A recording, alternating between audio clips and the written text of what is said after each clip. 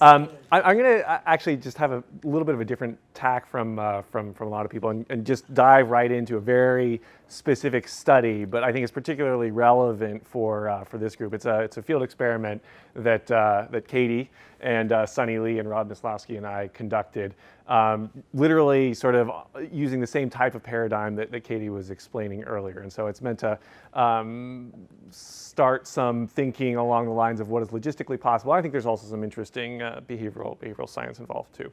Okay, so here's the question that we're trying to answer.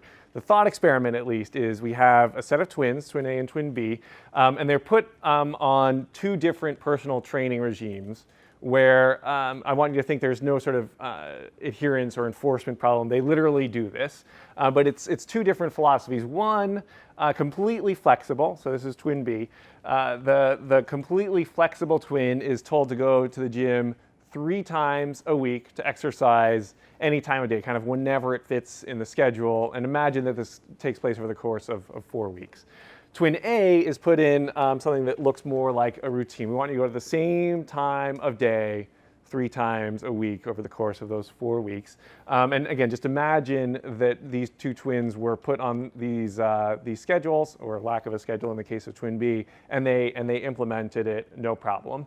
What happens then after the 4 weeks of over? We kind of remove the training and we just let them go off, be on their own devices, and see which type of exercise regime is actually leading to more persistent change in exercise behavior, so twin A or twin B. Okay, and that's a thought experiment. Here's how we tried to implement it. We worked with a Fortune 500 company. It has, I think it's 7 work sites around the U.S. We recruited a little bit more than 2,500. By the time some people were whittled down, we got about 2,500 employees of this organization and experiment. It was just like Katie was saying earlier, kind of everyone knows they're in part of an experiment. They were recruited, they were consented, and then they were randomized. But right up front, we got a little bit of important information.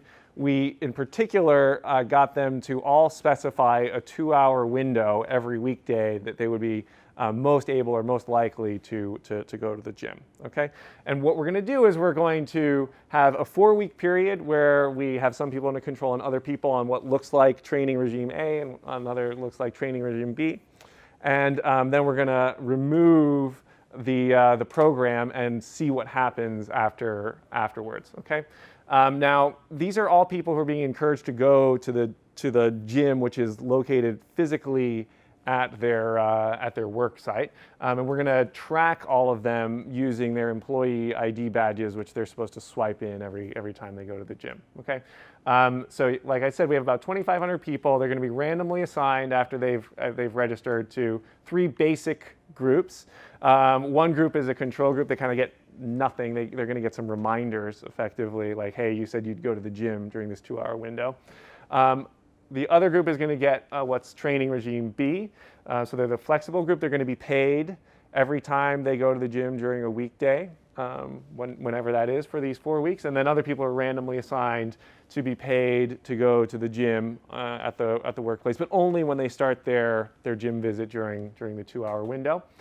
And then within each of those, there's actually a little bit of additional random variation in the incentive size. So some people it's $3 per workout, other people it's $7 per workout. And again, all of them are going to get very similar tracking. We look at their employee ID swipe data to see when they're going to the gym, and everyone is receiving either email or text message reminders right before the 2-hour workout window that they specified. Okay. So what happens? Well, as you imagine, people who are paid to go to the gym go more than the control. People who are paid more, that's the solid lines, go more than the people who are paid less, that's the dashed lines, $7 versus $3. And people who are paid to go anytime go more than people who are paid to go only during a particular window. So the flexible people that are paid to go anytime are in red, and the people during a particular window are in blue. Additional important piece of information is we're successful in getting the routine people to go more frequently during that 2-hour window. Okay, but that's less interesting. What's most interesting is what happens after we remove the incentives for exercise. We track them for another 4 weeks, again looking at their employee ID badges. And what we're going to do, which I'm going to explain very briefly is we essentially try to control for the number of times you went to the gym in your workout window and the number of times you went to the gym out of your workout window. Hold that constant and then see for the same number of in-window versus out-of-window workouts during the incentivized period, how much that behavior persists when we remove the incentives, okay? And the way we do that is through a kind of instrumental variables analysis.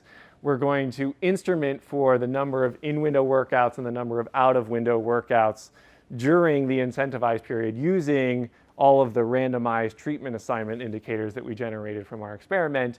And the interesting thing, which I'll tell you we found and kind of leave it without further comment, maybe we can talk about it afterwards, what you think it means, is actually out-of-window workouts seem to be more persistent in terms of subsequent exercise behavior than in-window workouts. Okay, it's kind of marginally statistically significant if you just look at any workout, but it's not because we failed to kick off some sort of routine. So if you look at the subsequent number of in-window workouts you get from having induced in-window workouts during the incentive period, that seems to work as you would expect. More in-window workouts beget more future in-window workouts. And then similarly on the flip side, more out-of-window workouts during the incentive period beget more out-of-window workouts after the incentive period. Okay, so at least our attempt to harness what we know about sort of routines, the use of cues in order to kind of kick off this routine type of behavior didn't work as we envisioned.